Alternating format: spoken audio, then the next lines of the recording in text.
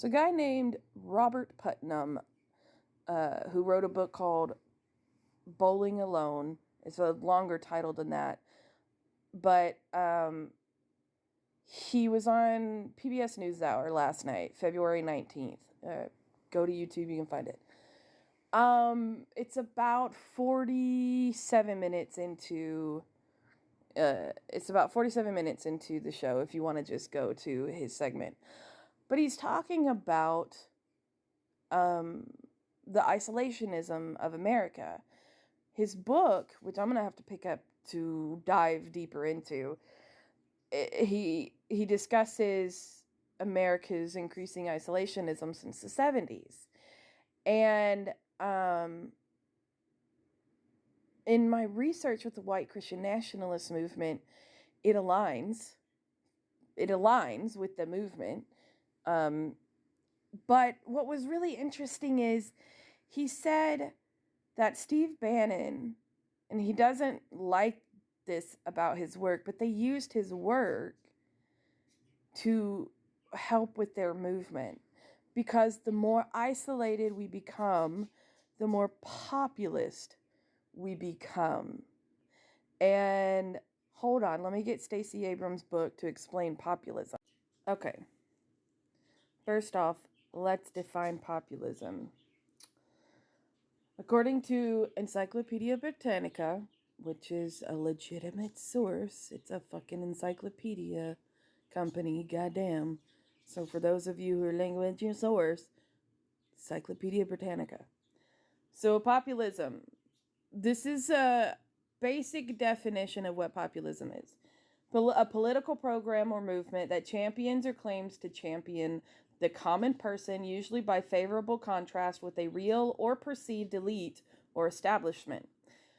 Populism usually combines elements of the left and the right, opposing large business and financial interests, but also frequently being hostile to established liberal, socialist, and labor parties.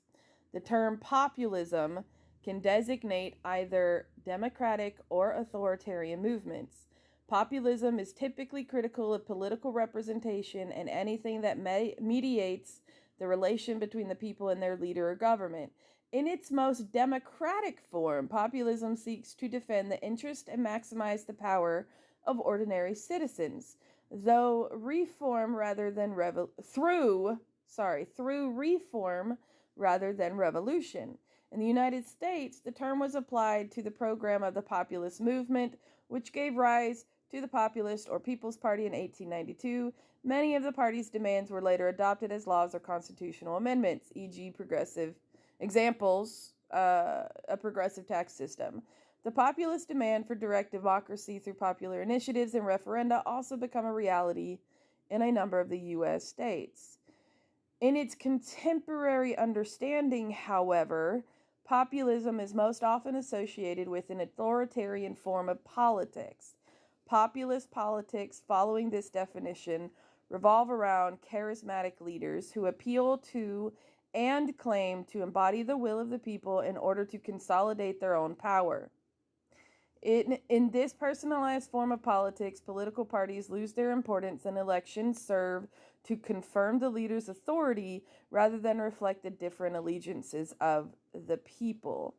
Some forms of authoritarian populism have been categorized by extreme nationalism, racism, conspiracy mongering, and scapegoating of marginalized groups, each of which serve to consolidate the leader's power, to distract public attention from the leader's failures, or to conceal from the people the nature of the leader's rule or the real causes of economic or social problems. So that is a definition of what populism is. And just a reminder, Robert Putnam is saying that with the rise of isolationism, on PBS NewsHour, he was saying with the rise of isolationism comes populism. And that's not a good thing. And that is what the Trump administration is utilizing. They are using his book, his reading, as not just as education to understand, but to use to implement. And that's not how he intended his works to be used. And I just want to say what Stacey Abrams in her book Our Time Is Now says about populism. What has played out in the last few years has shown us just how thin... sorry, I started in the wrong place. Here it is. Authoritarian populism should not be confused with the type of progressivism that uses the language of economic dignity and labor to galvanize political change.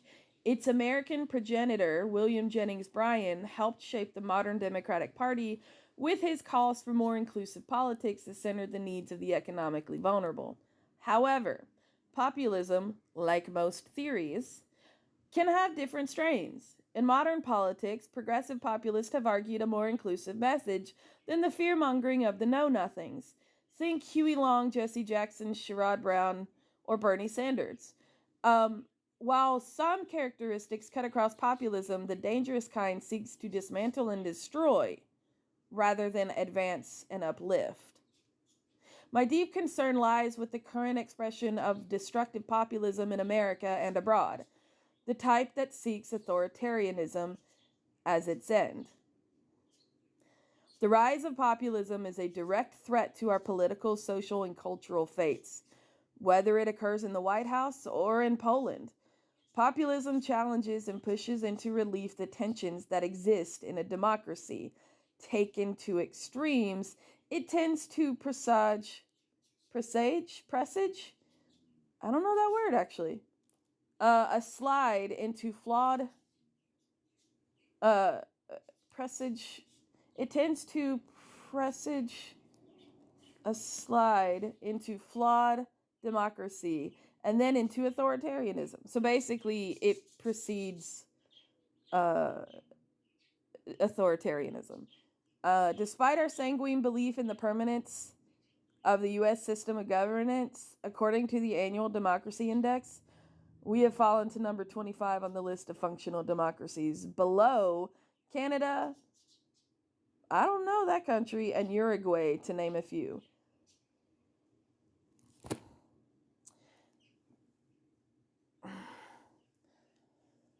I don't know. I just found all of that really interesting. I hope y'all did too.